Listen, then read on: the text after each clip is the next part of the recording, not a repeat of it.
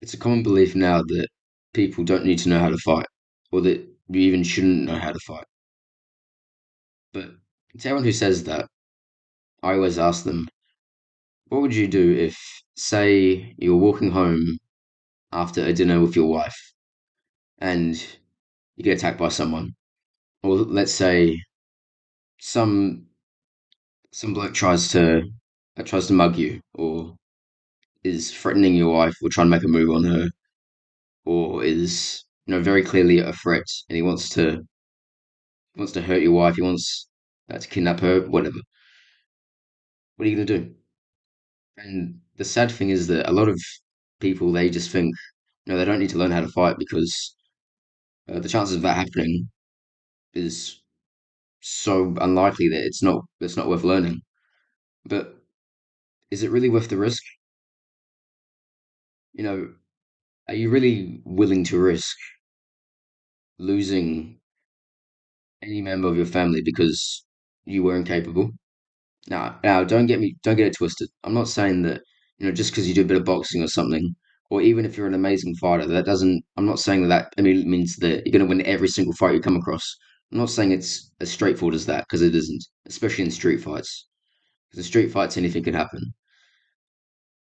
Between multiple people, there could be weapons. You can hit your head on the ground. You can slip. You um, you're wearing jeans some of the time, so you can't kick. Like, should you even kick in a street fight? Their street fights, especially, are so uh, they're a complete mess, and they should be avoided at all costs, definitely. But there are some situations where you will need to fight.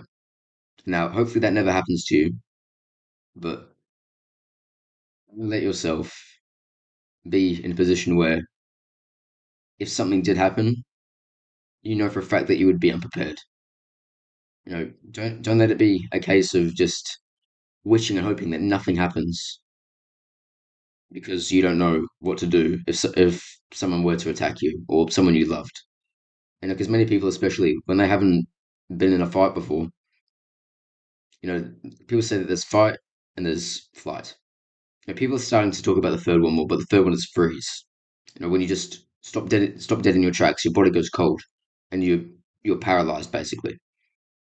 That is what happens to a lot of people in street fight scenarios. Is they freeze or they just like tuck their head,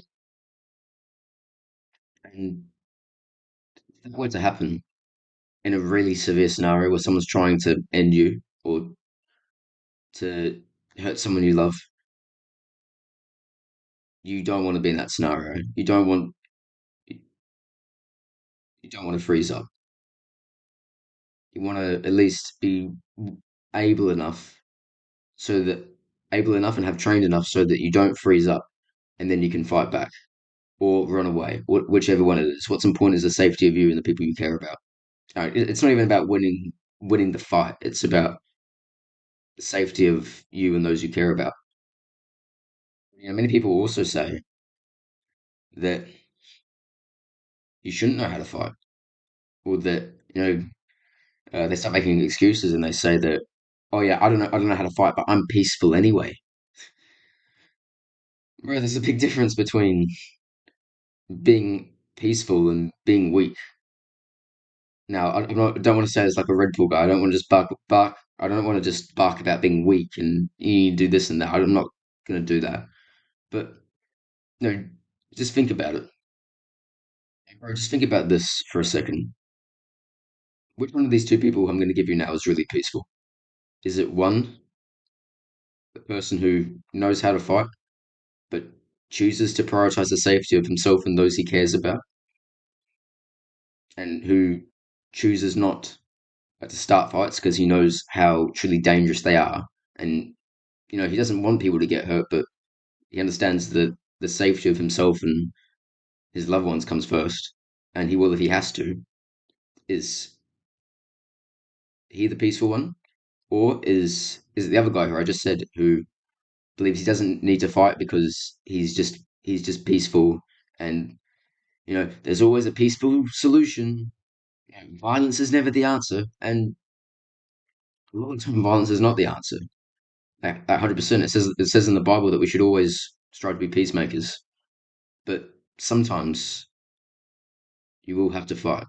Sometimes, bro, you will need to be a protector, especially as a man, because you're likely well, especially as you get older, you'll be the strongest in the house. So if something were to happen to you and your family, then you got to be the one who would step up. Your family are likely also going to freeze in fear, and then they'll look to you. For what are you going to do? How are you going to help them? How are you going to make sure that they're safe? I pray, Lord forbid, that never happens to any of you who are watching this video. But if it were to happen, make sure that you are at least somewhat prepared for it. And I'll just give a little testimony of when I kind of realized this. It was that a few facts about me. I'm 17 years old and I'm 5'4". I'm not tall at all. I'm still growing, but I don't know. I don't know how tall I'm going to be. I don't know how big I'm going to be. And especially for me, that's why it's so important that I am in the gym and I am training hard to get stronger. And then also, I train martial arts. Like I've been training Krav Maga for a year now, and I'm not that good at it, but I'm getting better and better. And I'm getting more and more capable. And my family isn't very tall at all. So in situations where, say, like my dad is on a business trip, and if I'm walking with my mum, I know that even though I am small, if something happens, then it's my job to defend her because now I am in that scenario. Even though I'm not tall, I am the biggest person out of the two of us. So that's why it's so important that I work so that I can be as prepared as I possibly can be. And that's the case for anyone, no matter how big you are. Because there's always going to be someone bigger. Someone may have a knife. If you're in the States, someone may have a gun. There could be more people around the corner waiting to jump you. Anything. And that's why, bro, it is so important that if you aren't already, you need to start training martial arts, at least a little bit. And so stuff like boxing, Muay Thai. I like Krav Maga. It's quite controversial, but in my opinion, it's very street smart. It's very realistic in a lot of scenarios. So that's why I like Krav Maga. So I would highly recommend Krav Maga. And then honestly, any other combat martial art. So like Taekwondo, karate, kickboxing, anything. Big thing is just to make sure that your instructor and the place where you go to learn is high quality because you don't want to just go to you know some random place where they say, oh yeah, we'll teach you how to. It will teach you. I'll use Krav Maga as an example because there's a bunch of places where they go, oh yeah, we teach Krav Maga, and then they don't know what they're doing, and then or they do like some weird movements that don't work, or these like really like complex things, these massive different movements which basically like require the guy to not be fighting you, or it just seems like it's scripted because a lot of Krav Maga demonstrations are scripted, and that's because Krav Maga does involve a lot of eye gouges, a lot of groin shots, a ton of groin shots,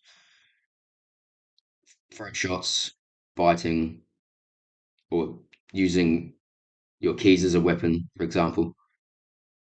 That's why it's so important for you to move carefully where you train martial arts because it is, in my personal opinion, it's a necessity.